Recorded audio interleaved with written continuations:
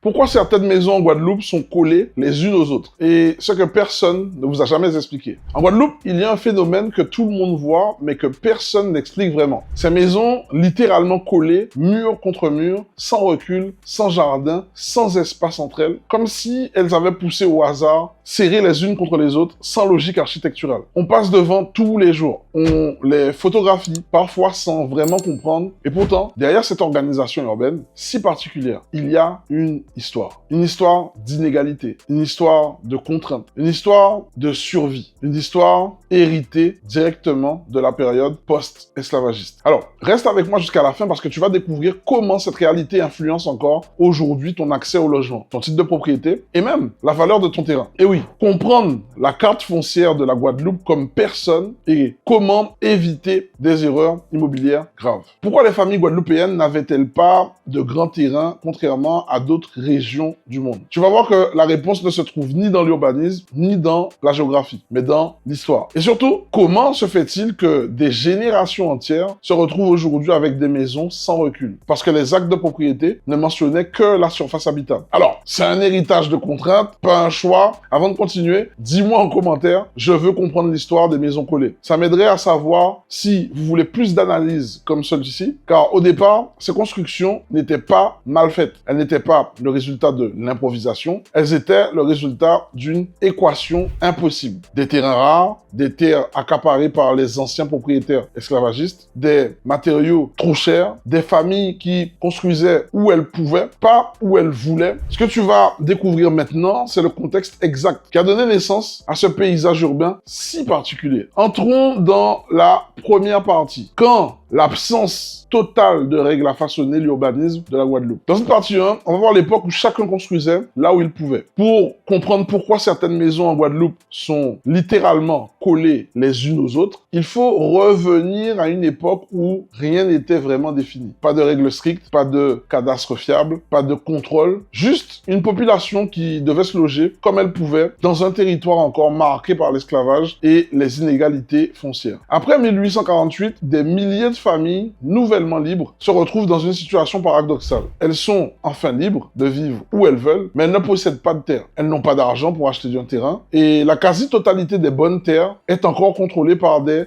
anciens propriétaires esclavagistes. Alors, le résultat, on construit là où c'est possible, pas là où c'est logique. On prend un petit morceau de terrain, juste assez pour poser une case, et le voisin, alors, il fait la même chose. Exactement la même chose. Puis, un autre. Puis, encore un autre. Et très vite, cela crée des quartiers extrêmement denses, formés de petites parcelles coincées les unes contre les autres, comme des pièces de puzzle posées sans plan. Alors, pour te rappeler la question, pourquoi les familles n'avaient pas accès à des grands terrains? Eh bien, c'est parce qu'elles entraient dans un marché foncier verrouillé depuis 2 siècles, où les terres fertiles étaient déjà accaparées. Elles n'avaient ni capital, ni pouvoir politique, ni réseau pour négocier mieux. Mais un autre élément explique aussi cette urbanisation serrée, le travail. Les habitants se rapprochaient naturellement des zones où il y avait de l'emploi. Port-Louis, Pointe-à-Pitre, Bémao, Le Moule, Basse-Terre. Et oui, les zones industrielles, portuaires ou agricoles attiraient les familles qui n'avaient pas les moyens de s'éloigner. Et plus la zone attirait, plus les constructions devenaient proches, collées, superposées, parfois séparées par quelques centimètres seulement, avec les moyens du bord bien sûr, avec des matériaux chers, difficiles d'accès, avec des revenus instables. D'ailleurs, dites-moi en commentaire, est-ce que chez vous, les maisons sont-elles aussi très proches? Car on va voir ensemble si c'est un phénomène localisé ou généralisé. Le plus frappant dans cette époque, c'est l'absence totale de contrôle. Il n'y avait personne pour dire « Stop,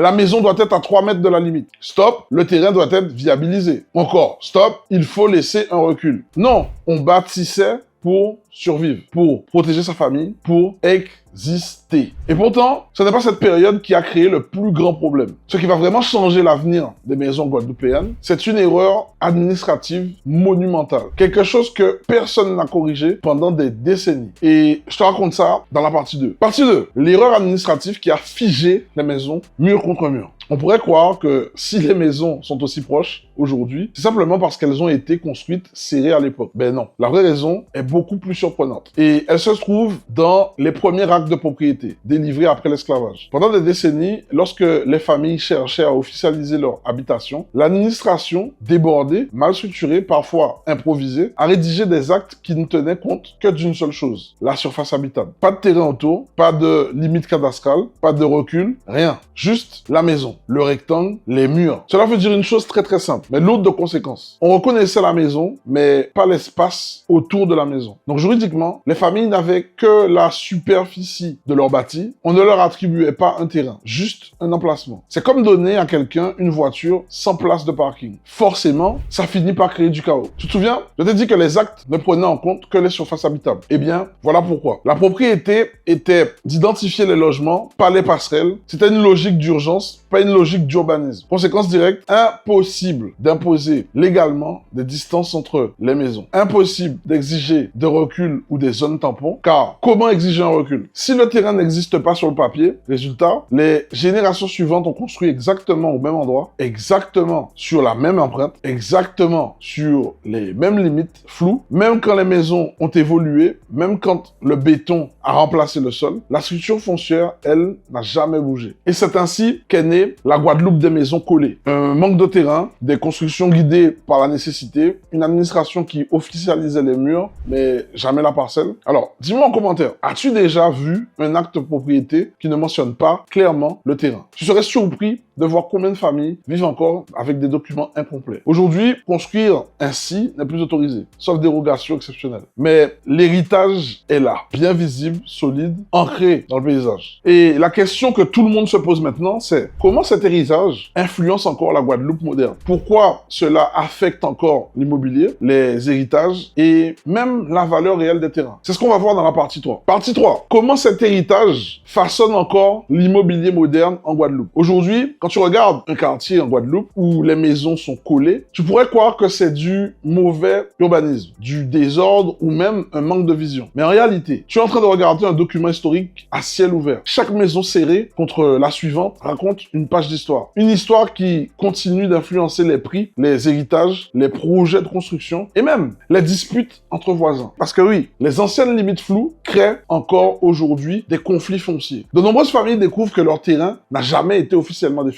Des maisons entières reposent sur des parcelles non cadastrées correctement. Et certaines propriétés n'ont jamais été régularisées depuis 3 générations. Tu veux savoir ce que ça signifie concrètement? Que l'héritage urbanistique du 19e siècle influence encore les notaires, les banques, les urbanistes. Et même ta capacité à construire une extension ou à vendre ton bien. Souviens-toi, je t'ai parlé du manque d'accès aux terres après l'abolition. Eh bien, cette pénurie foncière a créé un modèle où les parcelles étaient minuscules, partagées entre plusieurs familles ou définies à l'œil. Ce modèle s'est transmis sans jamais être corrigé. Et cela explique pourquoi certaines maisons n'ont aucun recul, débordent sur la parcelle voisine ou semblent collées à une limite invisible. Mais ce n'est pas tout. Dans l'immobilier moderne, la valeur d'un bien dépend de 2 choses. Sa superficie bâtie, sa superficie cadastrée. Or, devine ça, des milliers de maisons en Guadeloupe n'ont pas de superficie cadastrée exacte. Résultat, elles perdent en valeur. Elles deviennent difficiles à vendre ou nécessitent des relevés et régulations parfois très coûteux. Alors, écris en commentaire, j'ai déjà vu un terrain pas clair. Tu vas voir, tu n'es pas seul. Mais il y a une dernière dimension qu'on oublie souvent. La structure même des quartiers guadeloupéens. Leurs ruelles étroites, leurs maisons serrées, leurs parcelles imbriquées a été façonnée par les contraintes de l'histoire, pas par le choix. Ce n'était pas construisons serrées, c'était construisons là où on peut. Et aujourd'hui, ce modèle crée encore des zones difficiles à rénover, des enjeux de sécurité incendie, des impossibilités d'extension et des défis pour la construction après cyclone. Parce que quand 2 maisons sont à 30 cm l'une de l'autre, le moindre projet devient un casse-tête. Mais malgré tout cela, cette histoire cachée porte aussi une leçon puissante. Une leçon que très peu savent et qui peut t'aider aujourd'hui à comprendre ton territoire, ton patrimoine et même tes opportunités immobilières. Conclusion, l'histoire que les maisons collées nous oblige à regarder. Quand tu regardes ces maisons collées les unes aux autres, tu ne vois pas seulement un paysage urbain atypique. Tu vois une trace vivante, un héritage silencieux, un témoignage qui n'est écrit dans aucun manuel scolaire. Tu vois les générations qui ont construit avec ce qu'elles avaient. Des familles qui ont créé un espace de vie pour vivre. Même quand tu vois des choix qui n'étaient pas des choix avant, eh bien, c'est pour ça ça que cette histoire est essentielle. Parce qu'elle t'oblige à comprendre que l'urbanisme de la Guadeloupe n'est pas un hasard. Il est le résultat direct des inégalités foncières héritées de l'esclavage, absence des règles avec l'abolition, acte de propriété incomplet, construction sous contrainte, transmission sans régularisation. En réalité, chaque quartier serré raconte la même vérité. La Guadeloupe s'est construite dans le manque, mais aussi dans l'ingéniosité. Et si tu regardes bien, il y a quelque chose de profondément beau dans cette histoire. Malgré l'absence de terre, malgré la rareté des moyens, malgré l'injustice, les familles ont bâti, transmis, protégé, partagé. Elles ont créé de la valeur là où on ne voulait pas qu'elles en aient. Elles ont créé des foyers là où il n'y avait que des contraintes. Mais aujourd'hui, cet héritage pose un défi immense. Comment rénover dans des zones trop denses? Comment vendre un bien dont le terrain n'est pas clair? Comment construire en respectant des normes modernes dans des lieux conçus sans urbanisme? Comment hériter d'un bien qui n'est pas régularisé et surtout, comment éviter que ces erreurs du passé n'handicapent l'avenir des familles antillaises? Voilà pourquoi comprendre cette histoire n'est pas juste intéressant, mais c'est indispensable parce qu'elle influence ton quotidien, ton patrimoine, tes projets et même la valeur réelle de ce que tu possèdes. Alors, dernier rappel à l'action important. Si tu veux comprendre comment régulariser un terrain flou, comment protéger un héritage, comment sécuriser une construction, comment naviguer dans les règles actuelles du foncier en Guadeloupe, clique sur le lien dans la description et rejoins mon challenge immobilier. Je te montre étape par étape comment reprendre le contrôle sur un patrimoine construit dans la contrainte pour créer un avenir construit dans la maîtrise. L'histoire ne change pas, mais nous, aujourd'hui, on peut choisir de ne plus du tout subir ses conséquences. On peut choisir de comprendre, de regarder, de transmettre mieux, parce que nos maisons racontent notre passé, mais nos décisions construisent notre avenir. Donc c'était Will du mouvement Lianage, ensemble, nous plus fort.